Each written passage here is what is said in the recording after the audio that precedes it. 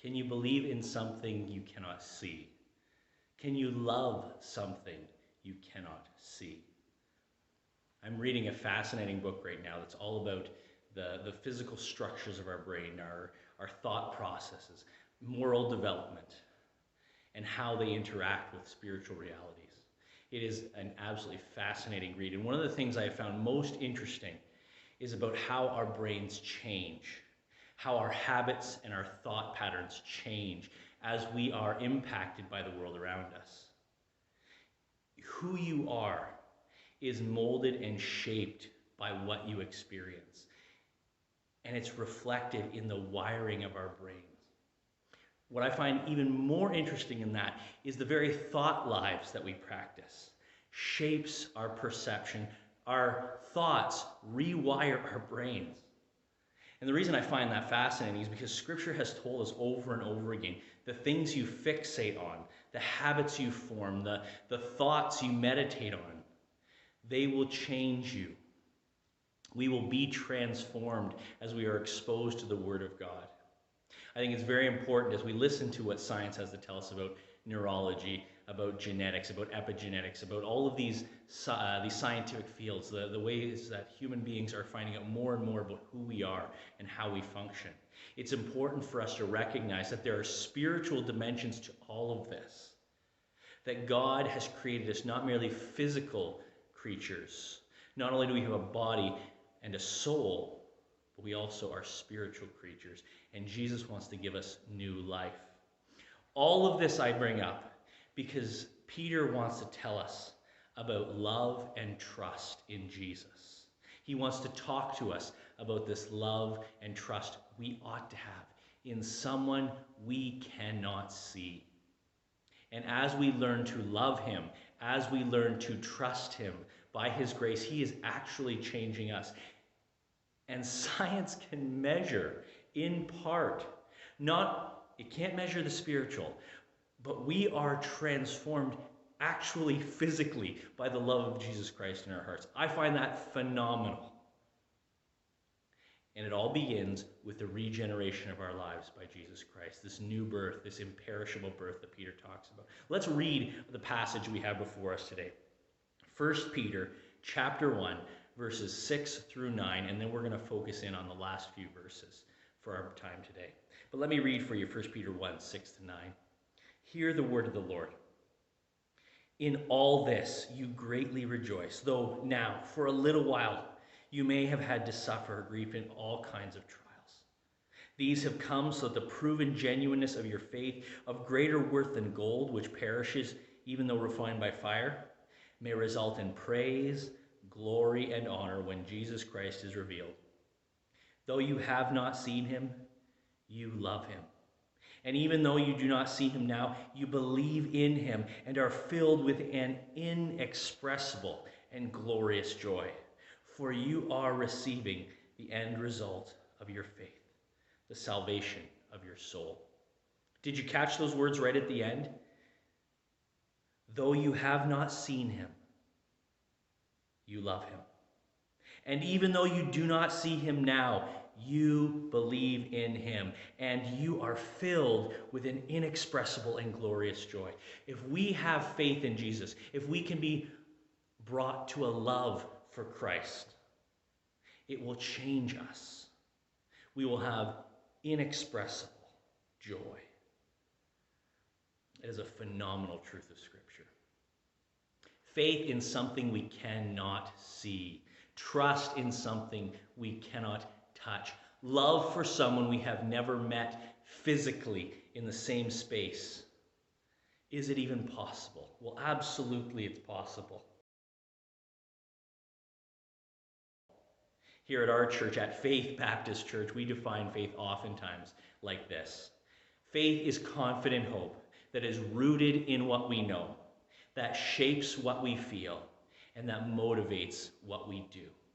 Faith is confident hope, rooted in what we know, shapes what we feel, and motivates us in our actions.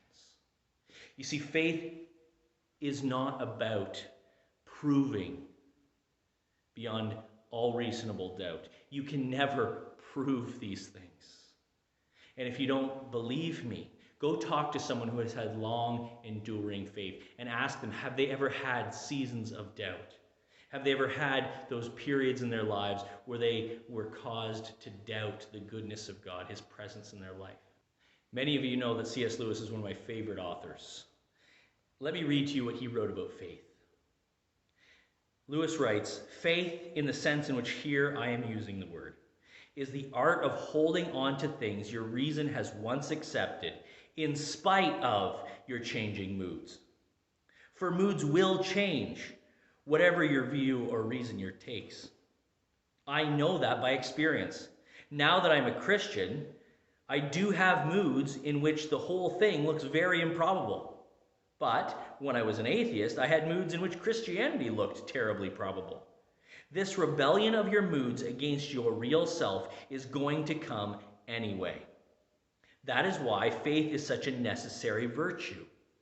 Unless you teach your moods where they get off, you can never be either a sound Christian or even a sound atheist. But just as a creature dithering to and fro with its beliefs really dependent on the weather and the state of its digestion. Faith is the admission that truth is greater than our capacity to rationalize, that God's purposes and plans are bigger than we imagine or can see with our fleeting vision. So, what do we need? We need to love the one we have not seen. We need to learn to trust the one we do not see now. As you live today, there are going to be things right in front of you that are going to be tempting you to doubt, that are going to be tempting you to doubt the goodness of God, if he really loves you or if he even exists. They are going to challenge your love for Christ. And what will keep us going is our love for him, is our trust in him. Trusting beyond what we see, loving the one we know has loved us and given himself for us. And Scripture is going to be at the heart of it. It is Scripture that God has given us, and he uses his Spirit alive and at work in our very hearts to bring it to life, to teach us and mold us. And so that's where I want to end our time today. As we think about trusting the one we do not see now, loving the one we have not seen with our eyes, we've only ever seen with the eyes of faith. We realize that we are receiving, Peter says, as we go through that. Number one, that inexpressible joy, that glorious joy. But number two, also, as he says in verse 9, the end result of our faith, the salvation of our souls. So we're going to turn to Scripture, and I'm going to read a few passages of Scripture for you right now.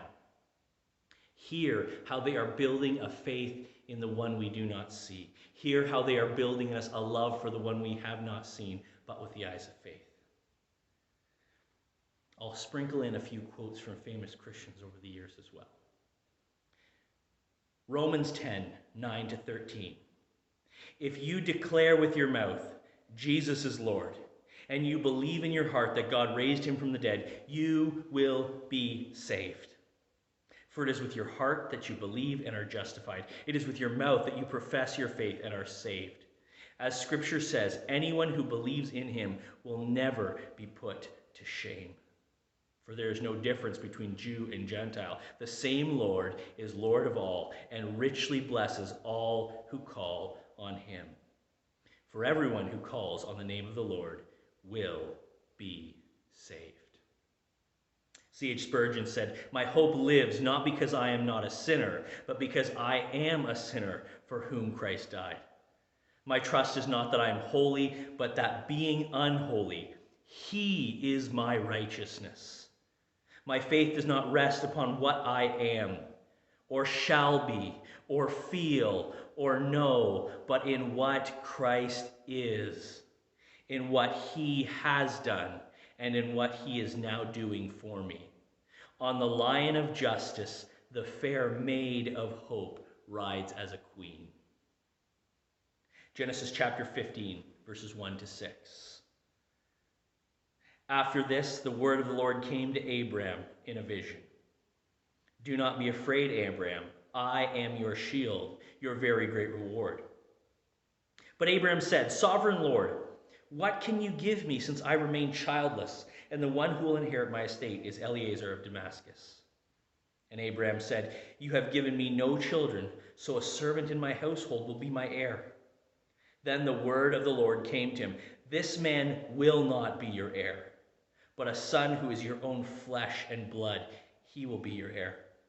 He took him outside, that is, the Lord took Abraham outside, and said to him, Look up at the sky and count the stars, if indeed you can count them. Then he said to him, So shall your offspring be. And Abraham believed the Lord, and it was credited to him as righteousness. Though you have not seen him, you love him. Even though you do not see him now, you believe in him and are filled with an inexpressible and glorious joy. 2 Kings 6, 8-17. Now the king of Aram was at war with Israel. After conferring with his officers, he said, I will set up my camp in such and such a place. The man of God sent word to the king of Israel, Beware of passing that place, because the Arameans are going down there. So the king of Israel checked on the place indicated by the man of God. Time and again, Elisha warned the king so that he was on his guard in such a place. This enraged the king of Aram, and he summoned his officers and demanded of them, Tell me, which of you is on the side of the king of Israel? None of us, my lord the king, said one of his officers, but Elisha, the prophet who is in Israel, tells the king of Israel the very words you speak in your bedroom.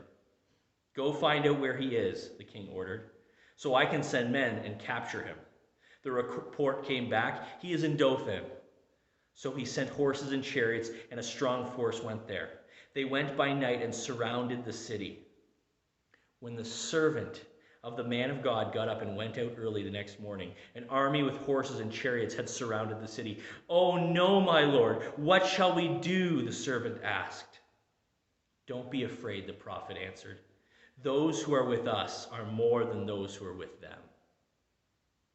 And Elisha prayed, Open his eyes, Lord, so that he may see.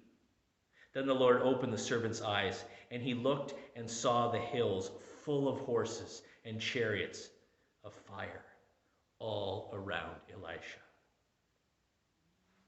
Augustine of Hippo said, Faith is to believe what you do not yet see. The reward for faith is to see what you believe. 2 Corinthians 5, 1-7.